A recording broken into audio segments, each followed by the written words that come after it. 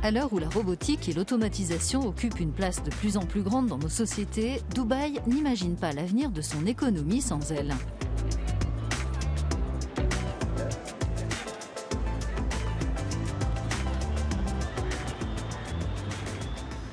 On sait que la combinaison de la mobilité, de la robotique et de l'intelligence artificielle changera radicalement notre manière de nous déplacer. On sait que dans la santé, la robotique avancée jouera un rôle extrêmement important dans les procédures et les opérations chirurgicales. On sait également que le secteur de la consommation et de la vente au détail donnera une large place à la robotique. En réalité, on ne peut qu'imaginer l'intégration de la robotique dans notre quotidien, quand on ira dans les magasins, à l'école ou chez le médecin. La révolution robotique est vue comme une source de productivité accrue et de croissance économique. Pour en bénéficier, Dubaï a lancé un programme de robotique et d'automatisation dirigé par la Dubai Future Foundation pour développer son économie de demain.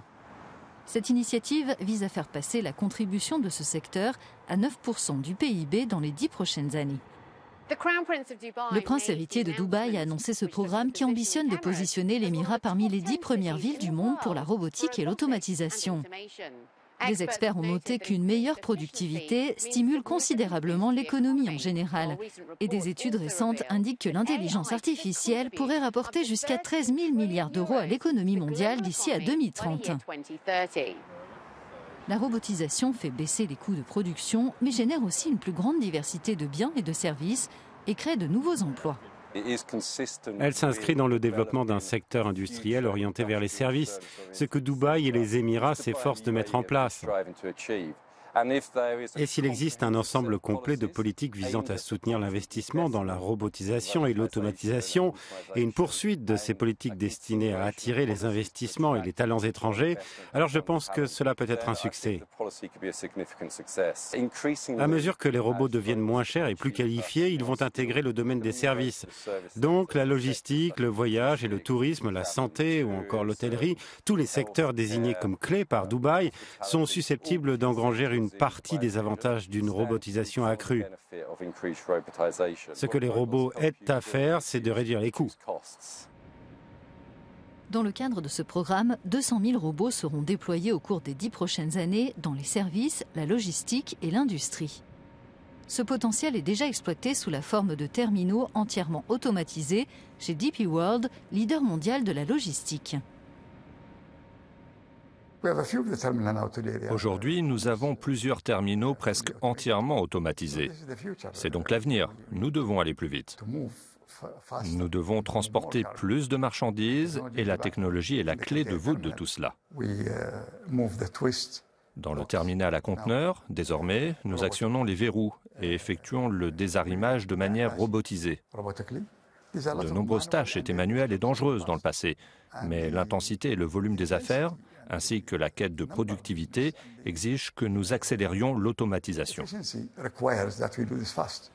Ce programme de l'Émirat de Dubaï se concentre sur 5 domaines, la production et la fabrication, les services aux consommateurs et le tourisme, la mobilité et la logistique connectée, les environnements extrêmes et la santé.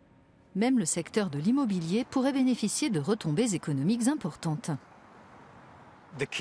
L'élément clé, c'est de créer des biens conscients, c'est-à-dire intelligents. C'est quand un bâtiment vous dit comment il doit être géré et entretenu.